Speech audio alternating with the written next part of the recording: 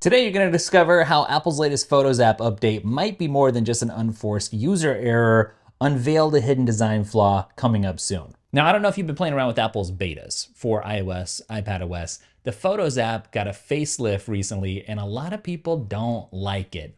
It's new, but is it change for the sake of change, or is it change for the better? That's what people are asking. A lot of people are having an issue, for instance, finding where they've saved stuff like screenshots or just photos that they took. They don't know where to find them. So yeah, I mean, I'm not just suggesting it, but everyone is pointing out that there are a lot of potential issues with this new design. Apple stuff has been known for years for just working. And in this case, it feels like you have to do more work. It's you that's just working rather than your tech. Users all over the internet have been expressing their frustration at their inability to find saved photos, with a lot of people feeling like the new layout is just plain counterintuitive. 11 days ago, here's somebody saying, I'm very tech literate and I'm struggling with it. It's very un-Apple-like. Someone replies on Reddit and they're like, same here. It's directly user unfriendly. So confusing. Another person says, couldn't have said it better myself. If tech literate people find it difficult to use, I can't imagine how the elderly or tech illiterate are dealing. If you're a tech company, here's how you know you messed something up, okay?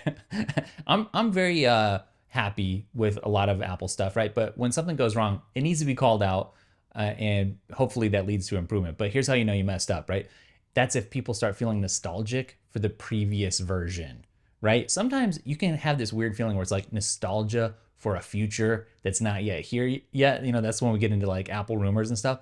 But if you're missing the old ways and you're like, hey, it was way simpler before, I got to get back there, I miss it, that's not a good spot to be. Weirdly enough, and we're going to get to a potential fix in a second, I feel like this redesign could reflect Apple's potential overreach in minimalism, meaning this could be an instance where the form overshadows the function, which is a rare misstep, I would say, for a company that's usually known for their seamless usability. You know, looking at the iPhone design, how it's evolved over time, you can see Apple's design philosophy has often, in some cases, prioritized aesthetic, maybe over user experience, not always, maybe not often, but the balance seems a little off here. In some ways, I do feel like this challenges the very core of Apple's user-centric ethos. Do you feel like that? Picture this for a second. Imagine if every time you left your house, it rearranged and you didn't know where stuff was when you returned. I think that's sort of the level of confusion that people feel like they're experiencing with this new Photos app, right? They knew where to find everything before, and now it's just all over the place. It's very confusing. And again, we're going to get to how to fix this in just a second, but I just want to say, I think this could be sort of a symptom of tech companies in general, not just Apple, feeling like they need to innovate and make things happen when maybe it feels like the design of the physical phone has sort of been very stagnant for a while. Something's got to change, right? We saw changes like the dynamic island come, for instance, which actually felt very beneficial. That did feel like it was change for change's sake almost, but then like it ended up being brilliant and I really like it.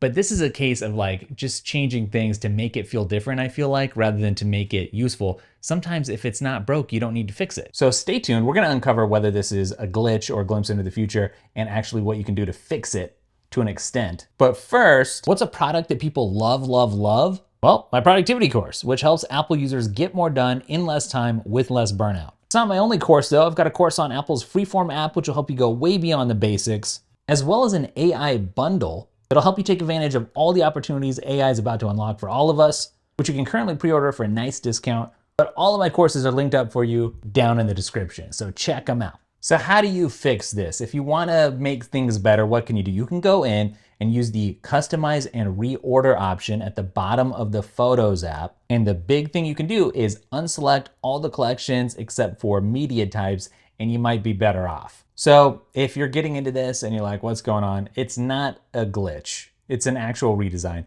And it's a potentially deliberate shift, I guess, for Apple and their design philosophy. User feedback forums and even Apple's own support pages, though, are flooded with complaints where people are suggesting better oversight in user testing or design consideration. It may end up being that this is a pivotal moment for Apple where they maybe figure out that even minimalism has some limits and it affects not just photos, but maybe Apple and their approach to all future interfaces. What I'm wondering here, and I want you to weigh in on this, is does this affect your trust in Apple, right?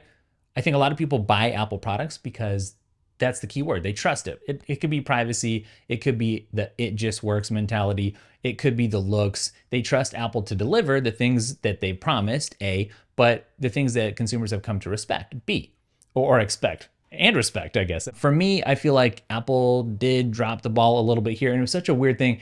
And when it was announced, I was actually kind of excited about it. I was like, oh, you assume right off the bat that Apple knows what they're doing, right? That's the assumption, because you've had so many positive experiences with Apple's products that you're like, of course they're gonna nail it. But nothing is perfect 100% of the time. We'll see what happens here. I hope that that fix works for you. And it's nice at least that you can go in and customize it. It's not just like there's nothing you can do about it. So when you talk about the ability to personalize things, and I think that's what Apple was trying to do on autopilot to make this better for you on autopilot, it's nice, at least we're talking about that trust, that Apple lets you go in and do some manual adjustments at least. Funnily enough, let's balance this out. Here's somebody over on Threads talking about how the Photos app redesign has to be a new low for Apple, but somebody right under says, hey, different opinions. They love the update. In fact, a lot of people seem to like it, and they like that customization option down there, and that makes it all worth it for them. Somebody else is like, you know what? Been a customer since '83. And the map feature for photo location is something they use all the time, and now it's buried. Probably need to work on the customizations. Yeah, I see that, but Apple, it's a swing and a miss on the UI update. So funnily enough, I think this redesign was actually inspired by a user study. I could be wrong here. You have to fact check me. That, I guess, could have missed the mark a little bit. And that highlights the risk of over-reliance on data over intuition, if that indeed is the case. Right, it's the famous old quote with Ford, and he was like, if I asked people what they wanted, they would have said a faster horse, and he ended up bringing out the car, right? This is the Steve Jobs mentality, where he's like, no, I'm not gonna ask the users all the time. I'm just gonna develop this really cool vision that I have and sell it to them and let the market decide.